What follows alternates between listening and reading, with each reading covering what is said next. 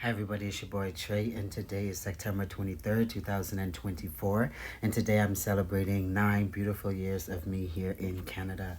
I am so happy to go back down memory lane to see where I was to where I'm at now. It has been a tremendous of a difference, of a change, of a transition, of a life, a new beginning, a new start, a journey of self-love, healing. It's been a while. It's been 9 years.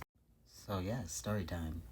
So September 23rd, 2015, I've entered Toronto, Canada, and I've left my hometown 242, big up to 242 there in the Bahamas. I've left my hometown not because I hated my country, not because I was not happy in my place of birth, but it's because I wanted a new start, a new beginning, a new life from what I came from, what I went through, and I felt that, maybe this would have been a bigger step for me, and it most definitely has. When I've entered Canada in 2015, I was a female. I came here as a stud. Some people call it butch, but I would say stud.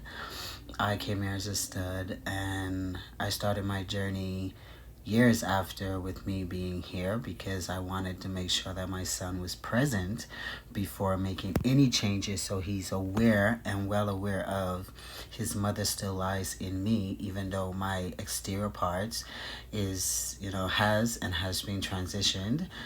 He knows that I am most definitely his mother by birth and his father by future.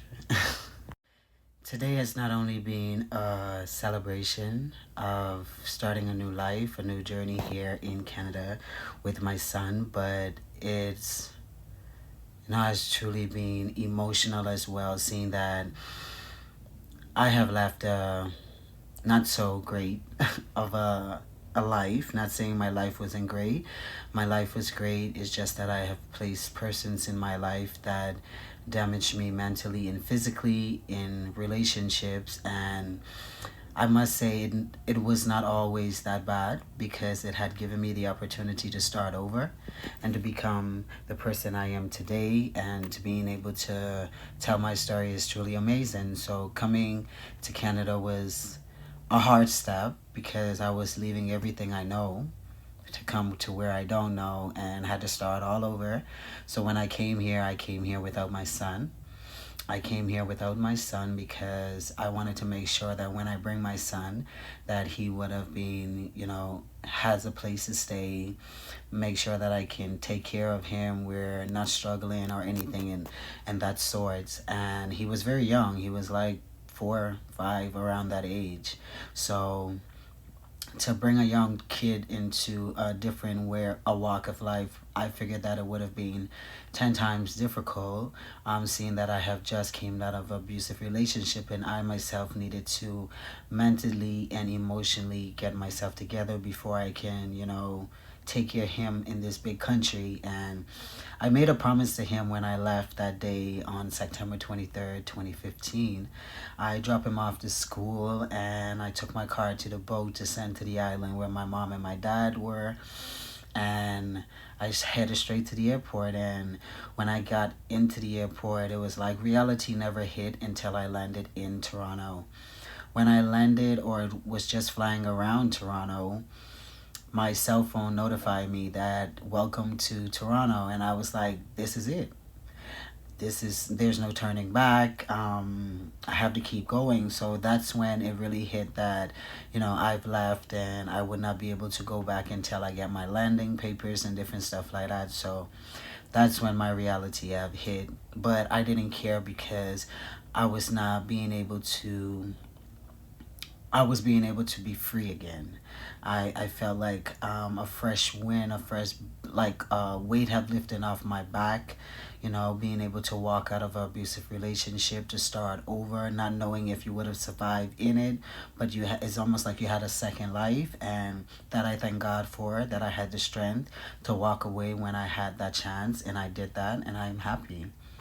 Let me backtrack a bit, but I remember on September 22nd, around 12 a.m.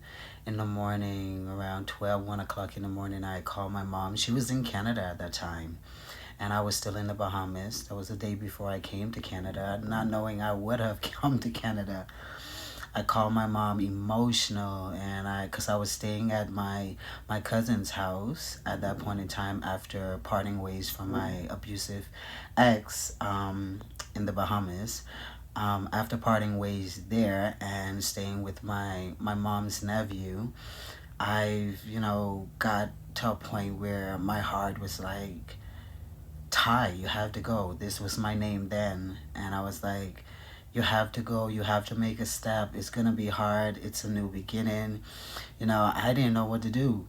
I remember calling my mom in Canada. My mom and my sister was visiting my brother in Canada, and I was the only one back in the Bahamas, and it was like, who do I call? What should I do? I felt like I reached my breaking point. I'm sitting in this house, and I'm just going back after memories and memories of abuse in my relationship. And I remember getting up off the couch around 1 a.m. in the morning, driving at the house where I used to stay with my ex-lover back home. And I remember seeing a car park in the yard, and I was like, who's this car? And short story long. I would say a few minutes before I even left, the person opened the door, and I was like, wow, what I saw from a distance had confirmed, had made a decision that Trey. Well, I'm used to saying Trey now, but Ty then. You have to go. You have to choose you. You cannot keep going back. It's not going to get any better if you don't make a stand. And I had gone back to my cousin's house, and I called my mom crying, and I was like, Mom, if you don't come, if you don't send for me, I want to come. I don't want to stay here anymore. I want to leave. I'll leave. Please just send for me. Send for me. And I'm crying and I'm crying. I was like, Mommy, if you don't send for me, you're going to hear me on the news. I'm going to kill myself. I knew that was a way to get a heart. No mother want to hear their child saying, "Oh, they're gonna hurt themselves because they're going through so much." So, as a mother will always do, she said, "I'm gonna call you back." It's already late in the morning, and she called me back. She called me back, and she was not happy. She cursed me out. She was like, I brought a ticket with my credit card, and you better bring your ass on that plane. And if you don't bring your ass on that plane, if anybody asks you where your mother is, tell them your motherfucking mother is dead. That was so. I can laugh at. I can sit back and laugh at it now, Mom. I'm sorry.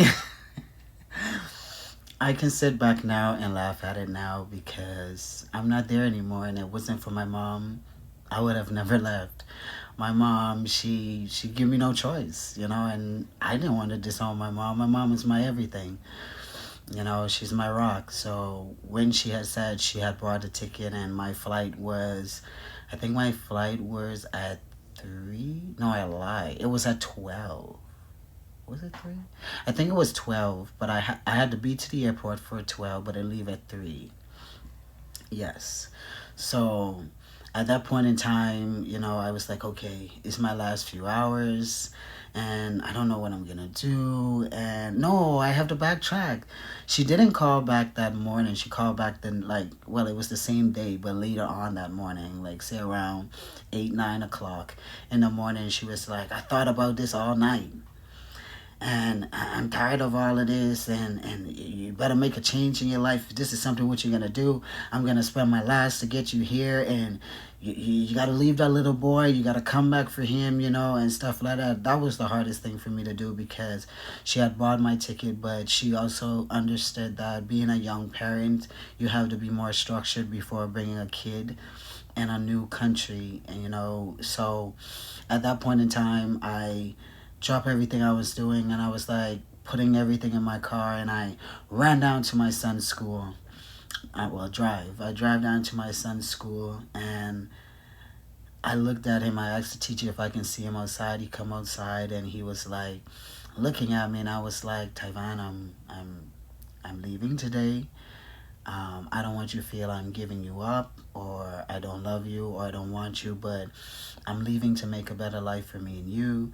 You know what I've been going through. He was young, but he understood it. He understood me up until this very age now that he's 15, he can still tell the story like it was happening at this present point of time. So he well and understood everything that I was going through. He cried, I cried, but my mom gave me no choice. She was like, you have to come, you have to make the decision. She's not going to do the back and forth thing. And I did just that because it's what I wanted. And I know I had to make the stand. I've always, asked for help. And every time my family come, I turn it down because of what I thought was love. And it happens to be something that damaged me and not, make me any better. At that point in time, I had to choose between me, which will be me and my son, or death. And I felt as if I did not make a decision to up and leave, I probably would have never survived because of the type of love that I have placed myself that made me believe as if love was abuse, and if there was no abuse, there was no love. I'm not afraid to tell my story. One time ago, I was. I don't really care what people think or say now because I'm doing 10 times better than I was doing when I was a younger, person. So I'm grateful and happy that I've made such big decision. I don't have any regrets at all when it comes to leaving my country. I'm still a Bahamian by heart, by birth, by soul. But I'm happy as a citizen here of Canada, and I have no regrets in leaving my country. I haven't went back home as well, but that was my story on how I got here. And like I say, if it wasn't for my mom and to know that I had to fight hard to get my son here and to strive for a better life like I had promised to him, and I fulfilled that. I brought my son here less than a year after. It was like a month or two before a year of him being away from me after leaving Canada. And I brought him here, and automatically I was a permanent resident around that time. And not a permanent resident, I was doing my hearing to become a permanent resident. So I was a protected convention refugee at that point in time. And when I came here, when my son came here, that was the happiest moment of my life. I did not plan for him to stay at that point in time because I was still structuring my life. But a part of me could not allow him to go back the next day when he was supposed to go back. It would not allow me to go, so I automatically called my lawyer and I was like, I need my son to stay. What can we do? He was like, your son is here. I was like, yes. And he was like, bring your son with me, bring your mom with me, come and meet me at the office. I got this. And when I got in there, he went through everything, and I would say within a month, 2 months later, I had my hearing, and voila. They said, welcome to Canada. I remember my son stand inside the courtroom and he was like, I'm happy that I have a mom that, will be happy to give me another mom. He knows the relationship of me dating females, being a female at that point in time. So that graced my heart to know that a 6-year-old, a 5-year-old, 6-year-old is sitting down in the courtroom and speaking so proud and intelligent of their parents. Being a transgender or being a transgender in the making at that point in time, that was.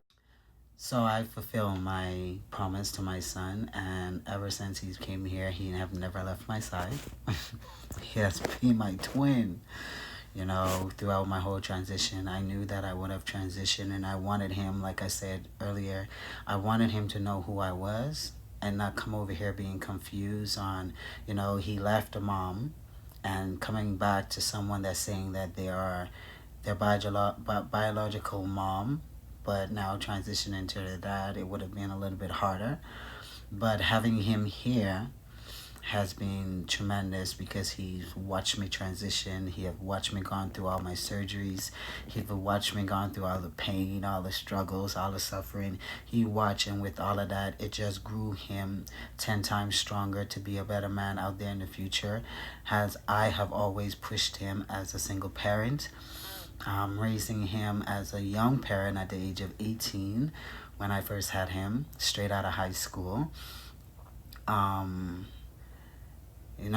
It's been a bumpy ride, but I must say I am happy to talk about my moments on how I got here and why I made a decision to come to Canada. I didn't run out of fear. I run for a change. I run for a better life. I got tired of the same thing, the empty promises, the fake love, not having, the realness of life, the peace, the love, the connection and things that you're destined and you're lacking and need. So having that opportunity to come here September 23rd, 2015 has been tremendously amazing. I've overcome abuse, I've overcome neglect, I've overcome hurt, pain, suffering. I've overcome it all. And I'm proud to say 9 years later, I have a greater story to tell. Almost a decade, and I must say, I'm not the little girl who I was before. I've grown into a very, very, very strong, intelligent young man, and I am proud to say I'm a trans man. This is my life story, and I'm happy to share each and every one of my moments with you guys, regardless of those who have a negative thing to say, or who feel as if they should have something negative to say towards me. I'm still gonna tell my story. I'm still gonna be Trey. I'm still gonna be me. Look at me. I'm living my best life in my own apartment. I pay my own bills. I pay, I do what I have to do to make me happy, my son happy, us happy. My journey here, I thank God that I've made it through, and I made it through alive. I mean, literally from being abused to stabbed, not knowing if you're gonna survive another day. So on this day, September 23rd, 2024, I am happy to say that I am officially 9 years of me here in Canada. 5 years out of the 9 years I've been transitioning here as a trans man. I've had both top and bottom surgery. I have two more surgeries in my bottom journey to go, and I will be sharing all of that. I am happy. I'm very happy with the new me. I'm so sorry. My braces were just recently tightening, so it's very hard to speak at this present point of time. But bear with me. And they have these little things built on the side of my mouth to send my jawline with the other one somehow, dental. I was so afraid to leave. I was so afraid of what my life would have been. I was afraid to know what this life would have been. I've never been in a big country, so, and to say live rather, so it would have been 10 times harder, but I moved by faith and by the grace of God and the love and the connection of me and my mom. Thank you for bringing me here. Thank you for giving me a second chance of life. I could not do it without you, Mom, and I'm happy. This is very emotional for me because I didn't know if I would have been here or not today to tell my story. I went through it, and throughout this whole process, I will get deeper and deeper into my life story, because there's a lot of persons out there like me that are afraid to talk, afraid to tell their stories. But Trey ain't scared. Ty was, but Trey ain't. I'm a little bit more stronger, 10 times stronger than I was before, and I can do it. And if I can do it, you can do it. And I thank you guys so much for all the love and support that you guys have given me. Thanks for going along with my journey. You will get this video a little bit later, but hey, nothing is late in time. But thank you guys for all the love and support that you have given my channel, me, my process, my journey, and everything. And I will be talking a lot more on my journey, on what's going on. I'm now preparing for stage 2 phalloplasty, which will be my bottom surgery. So I'm 10 times excited. You will see those videos after these ones already posted. I'm late with them. I had a lot of things happening in September. I had my 9 years here in Canada, which is today, September 23rd. I've also celebrated 7 beautiful months of me being post-fallow after having my surgery, bottom surgery. And I've also celebrated, what am I missing? My birthday. Which you will see that, most definitely. You will see that and how it went. Yes, so that I wanted to be the one to share this moment, share my story on how I got here and why I celebrate this moment, this change, and everything. Because I was once the one to say, I give up on life, I give up on everything because the abuse was too bad and you never know if you're going to survive it or not. So I've made it out alive, and there's a lot of persons like me, and I will give this to you guys. I will end off by saying, if I can do it, you can do it. I fight through 5 years in an abusive relationship where I've never thought that I would have walked with breath in my body. I knew it would have been a fight. I knew it would have been a dangerous fight. I knew it would have been a hard road, but I've done it. And to my family and the friends that I've had to help me walk through this and come out of it, I know, and I'm very happy that you guys have helped, and I've never made that decision then, but I was so happy to make the decision on my own. I would say my advice to you guys is, for those who are in abusive relationships, choose you. Choose to be happy. Choose to love you. Love God. Listen, anything is possible. You can get out of it. There's a way, there's a will, there's hope. Don't give up. Don't give in. Choose you. Choose your happiness, and you will overcome it. And I've done that. It was not easy. I must say, it's going to be hard, especially when you love someone. But sometimes you have to love yourself just as much as you love the other person, or even more. That's my advice to you guys. Choose you. Choose you. Choose you. This is your boy Trace. Thanks for watching. I love you guys. Oh, my mouth. I love you guys. Thank you for all the love and support once again. I appreciate you guys. It's your boy Trey. I'm a trans man. I'm a FTM, and this is my life story. Happy 9 years of me in Canada. Happy 9 years. It's your boy Trey.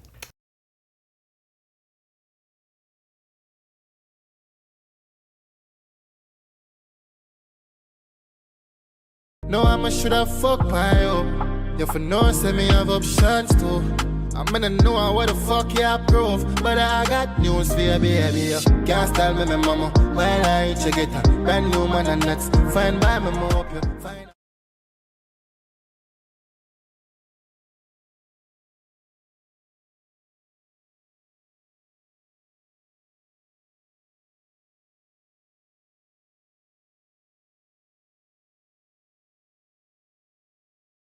Hello, bad mind. Good morning. No say you never did want see me wake up. We keep talking. Yeah. Hello, bad mind. How you doing today? How you doing today? Me no wanna change face around me. I just saw me steer. I tell them.